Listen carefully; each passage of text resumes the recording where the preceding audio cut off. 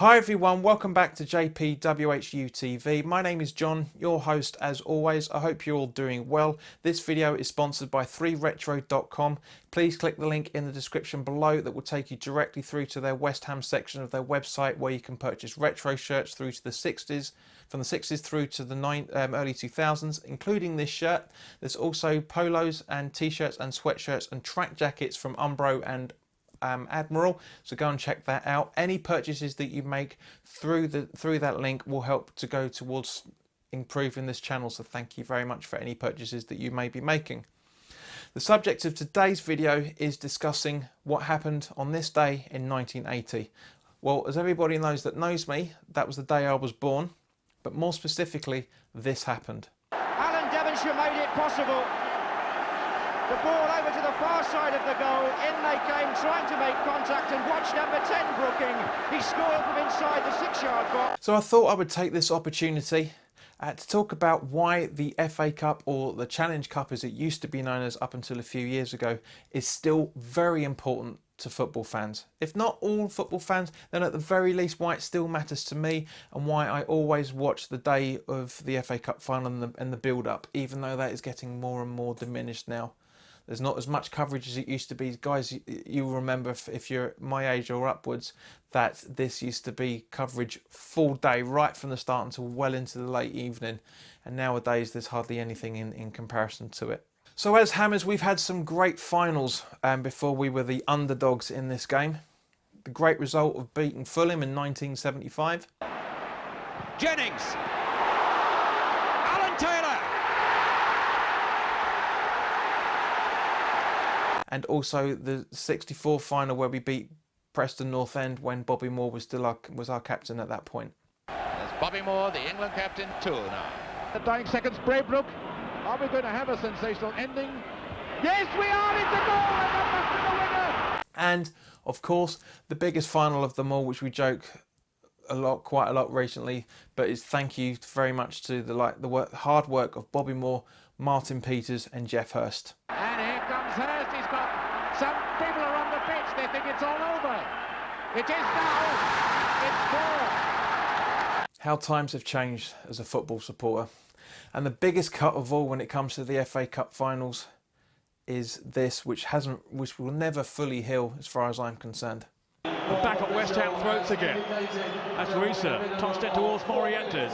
And then Gerrard! Oh, goodness me! It is staggering to think that the FA Cup final has been played every single season, apart from when the two world wars were going on, since 1871-72 season. I am legitimately staggered by that. It's been beautifully crafted for that over that length of time. And so let's talk about the actual history of the FA Cup itself. As I say, it was originally known as the Challenge Cup. On the 20th of July 1871, C.W. Alcock, whilst working at the Sportsman newspaper, proposed to the Football Association Committee that, and I quote, "It is desirable that a Challenge Cup should be established in connection with the association, for which all clubs belonging to the association should be invited to compete." End quote. The other committees of the other committee members were A. Stair, FA Treasurer, and also of Upton Park FC, which is obviously defunct, and we all know the history behind that.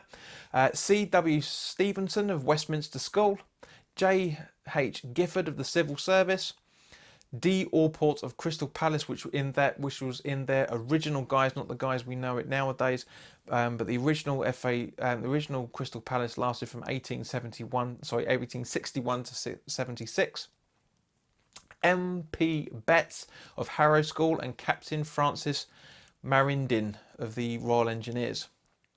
The proposition was carried by the committee as a result. The Royal Engineers squad that played the first FA Cup final in 1872 played Wanderers, but they won. Wanderers won 1-0, and Wanderers returned the cup the following year, beating Oxford 2-0. Oxford themselves went on to go to the final in 1874 and beat the Royal Engineers 2-0. The first extra time and replay was of the following season, where the Royal Engineers were playing against the old Estonians, when that game finished 1-1 at extra time, and in the replay the Engineers beat them 2-0. And of course many finals since then, which of course I won't be listing because we're going to be here all day otherwise. But what I will talk about is what is in more the recent memory. More specifically, that the finals have been dominated and won pretty much by the powerhouses of the Premier League, but not every single final has always been that way. For example, as I said earlier, we were in the Championship, which the equivalent of the Championship, which in those days was basically known as the second division, when we were the underdogs when we beat Arsenal, as you saw earlier. But more recently, Wigan in 2013, led by Roberto Martinez, who were relegated from the Premier League at that point, beat Man City pretty convincingly as well. So basically Wigan went on to play the Europa qualifiers, which happens when you win the FA Cup if you're outside the top 6, whilst pushing for promotion, and as of the date of this recording, they still haven't come back yet. And these are the reasons why I love the FA Cup. It's the romance of it, the fact that anyone can rise from wherever they are in the leagues, bottom, middle or top, and right down at the bottom in the conference levels, to take on the big boys, which we've seen season after season. After all, us as West Ham supporters, we were embarrassed by AFC Wimbledon of League Two, and they've only just stayed up this season the last time I had a look. And more specifically Chelsea, and back in January 2015, leading Bradford 2-0 at home and got beaten 4-2 at the end. But what a game that was. Absolutely brilliant game. Now, I'm not being bitter in any shape or form, but of course the new Wembley was overscheduled, so which means when we played Liverpool in 2006, it was played at Cardiff Stadium and not at Wembley where it should have been. Maybe things would have been different, but just bearing in mind that Wembley was paid for by our hard-earned taxes, and I don't remember people talking about that for as long as they had been about the London Stadium, when it went from the Olympic Stadium to the London Stadium when we moved in there. Basically, what was it, 3 seasons ago now, which is still banging on to this day, but it's more down to the LLDC's hands now rather than being blamed at West Ham's feet for everything. But back in the day, I hate to say that, but back in the old days, the semi-finals were played at neutral grounds.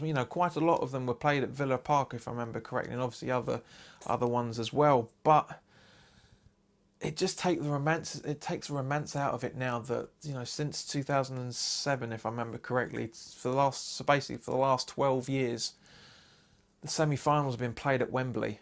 Kind of defeats the prospect of going to Wembley for the final if you've already been there a few weeks beforehand. I understand the reasons, because it's been, it was to pay back the overspend and the fact that the stadium went on longer than it should have been to be built. But from a footballing point of view, it's lost. That part of the magic is completely lost now. It really is. I mean, of course, there's always supporters that don't hold the FA Cup in the same regards as us Hammers, because they've won it so many times and so often.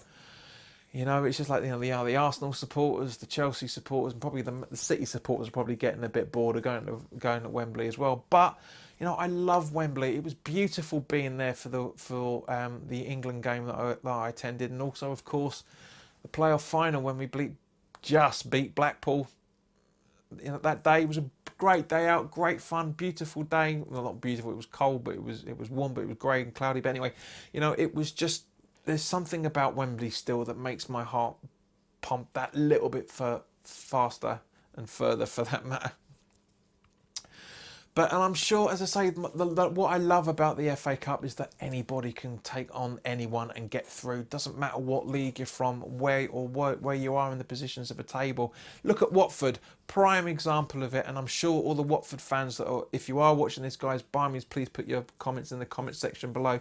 You guys must be absolutely buzzing to get to the FA Cup final. The semi-final was a entertaining watch. Went literally down to the wire in extra time. But, as I say, it's just you're up against the big boy of Man City, and which have basically, probably as of this date of this video, if you're watching it after the 10th of May, have probably, they've completely won it. I reckon they've completely won it. We'll find out in a couple of days' time. But, as I say, guys, I am buzzing to watch the FA Cup final. I love watching two Premier League teams in it, but I love watching a Premier League and a Championship or League One or League Two team play in the FA Cup final. That to me is the more romantic, entertaining side of it for me. It really, really is. So thank you very much for your time, guys. If you're new around here, or if you've been watching my channel for a while, please subscribe to the channel and click the notification bell so you get first dibs on all the videos. If you are new here, welcome. Thank you very much for choosing JPWHUTV. I'm very, very happy to see you. We've had a new couple of subscribers over the last day or so. I can't give you a shout out because unfortunately your information is private, but welcome nonetheless. As always, guys, put your comments in the comment section below. Watford and City fans, if any of you are watching, I would love to see your thoughts on this game as well. So if you like the video and you feel I deserve it, then by all means, please click the like button. Please also share this content with anybody that you feel may want to watch it. Before I go, I do also want to mention that for the first time ever on JPWHUTV, I'm starting the process of having podcasts. I'm really, really looking forward to it. I am very, very flattered that the man that got me onto his channel on American Hammers TV, where I've done a couple of podcasts, and the one at the weekend was co-hosting with Paul Colburn from Hammers United, talking about when he went onto the pitch towards the end of the Burnley game last season. Very, very honoured to do that, and who else better than to have kick off the podcasts with Tim. I'm really, really looking forward to it. I'm also talking to other supporters as well. One I'm hoping is going to be able to commit to a date very, very soon, and so keep an eye out for that. I'll obviously be keeping you guys updated. The podcast, the first ever JPWHU TV podcast, is coming out today. This video is on the 10th of May. The first one is going to be documented, as I say, it's on my birthday, so we're going to talk about football, and it's going to be coming on at 7 PM UK time. Tim's time is so it's East Coast time at 2 o'clock East Coast time. So guys, please keep an eye out for that. It's going to be entertaining. I'm probably going to be terrible because it's my first podcast, but I'm looking forward to it nonetheless. And also on Sunday, of course, is the last game of the season when we play Watford away. Hopefully you've already checked out the preview video. If not, go and do so. I am going to hopefully try and do a live stream where I'm literally watching the game and talking about all the results as they come in on the last game of the season. So keep an eye out for that. That's hopefully going to be around about either 2 o'clock or 2:30 on Sunday afternoon. Fingers crossed. So thank you very much for your time, guys. If you want to contact me on social media, you can contact me on Twitter at JPWHUTV. There is a Facebook group and page also set up for the channel, again at JPWHUTV. You can follow me on Instagram. You can also contact me on fanvibe.com and also reddit.com. Again, all of the social media platforms I've mentioned have all the same username at JPWHUTV. So thank you very much for your time. Enjoy the rest of your day. Have a cracking weekend, and I will see you on Sunday. But more specifically, I will see you tonight. All the best now.